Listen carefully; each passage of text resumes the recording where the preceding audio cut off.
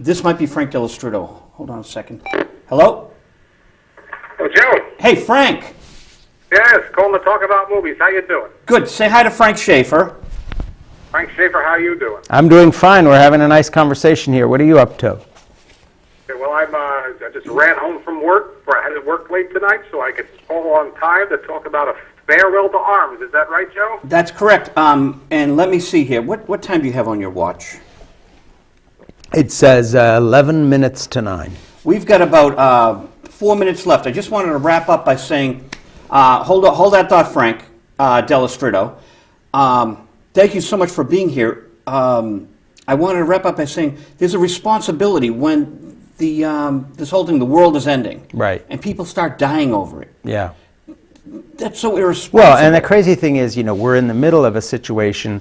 People could say, well, Sex, Mom, and God is about religion, and what's relevant about that? Well, my son served in the Marine Corps, and he fought in Afghanistan twice and went on a mission to Iraq and to the Horn of Africa. And it's because there were people shooting at him in the name of religion, as in we were involved in basically an 11th century jihad when it came to Al-Qaeda in Afghanistan. And so, when we have people in our own country talking about imposing religious morality legislatively, it's a real farewell this is to arms. This is a serious deal, and it's double ironic that these guys wrap themselves in the American flag when, the people who have been shooting at us actually share their philosophy.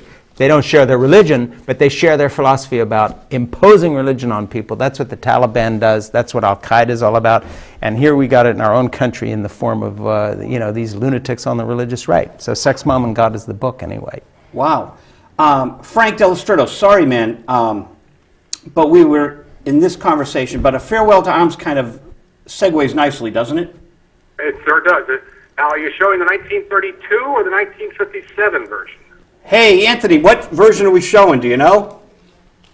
Anthony's in the next room, but I don't know if he knows which version.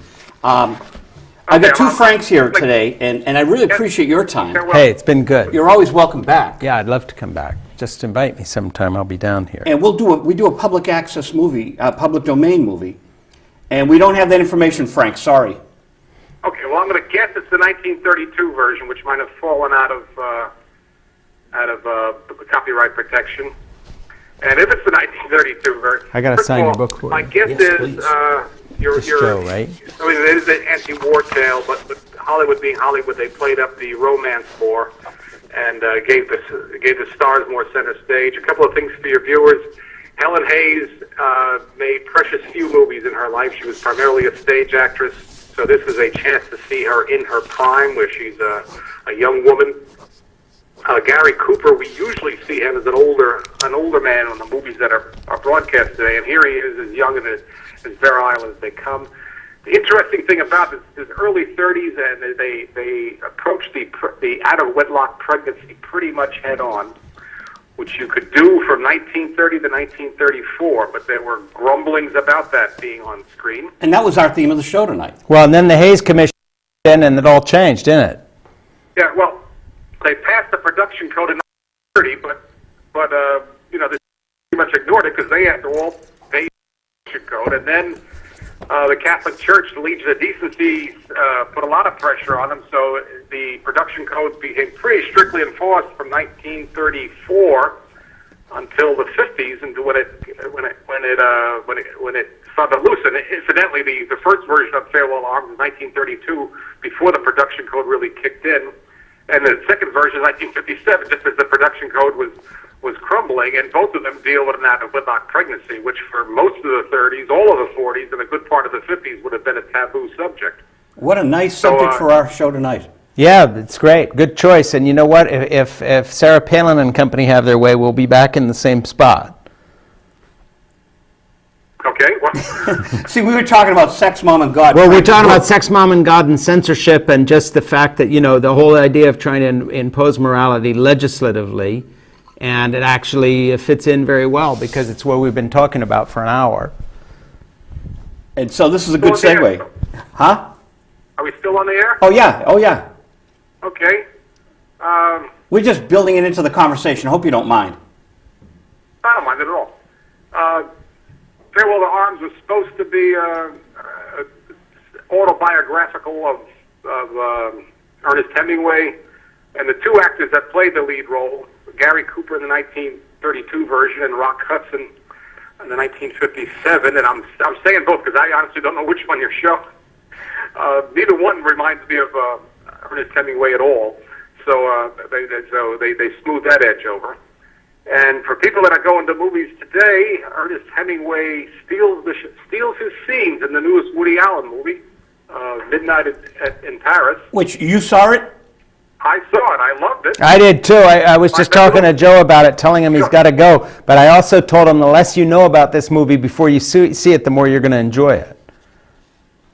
I think it's a wonderful movie. I think the actor who plays Ernest Hemingway, Corey Stoll, is brilliant in it. And when he's on screen, he's all you look at. Yeah, I agree with you. It was a great picture. Yeah, that's not a big part though. I mean, well, nobody has a big part in this movie except a couple of the stars. I mean, there's all these great cameos. I thought it was terrific. Yeah, no, it was terrific. Yeah, I mean, Adrian Brody's Salvatore Dali was damn good. Now, you're right. There's a lot about this movie I liked. Me too. And in fact, I liked everything about it. And I think it's Woody Allen's best film in quite a few years. Yeah, and for somebody my age, I'm not as old as he is, but it's encouraging that he's making some of his best work now because, I mean, look at it. You know, he's not a young guy anymore, and here he is. He's making a terrific picture. If you guys would like to talk movies for a full 55 minutes some Friday, we love talking movies. Yeah, I like talking movies. Oh, too. so, Frank, I think it would be great if you guys want to discuss a movie in advance, We'll talk about it. But I think we got 1 minute left. Nice meeting you, Frank. Nice meeting you. If we're still on the air, the thing I like about Woody Allen is for 40 years now or so, he's been making a movie a year. I mean, directing a movie is not easy. It's hard work and it's not pleasant.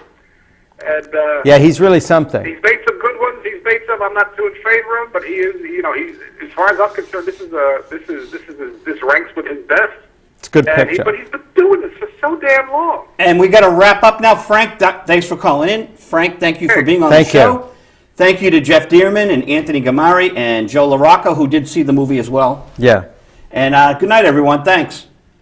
Thank you, Frank.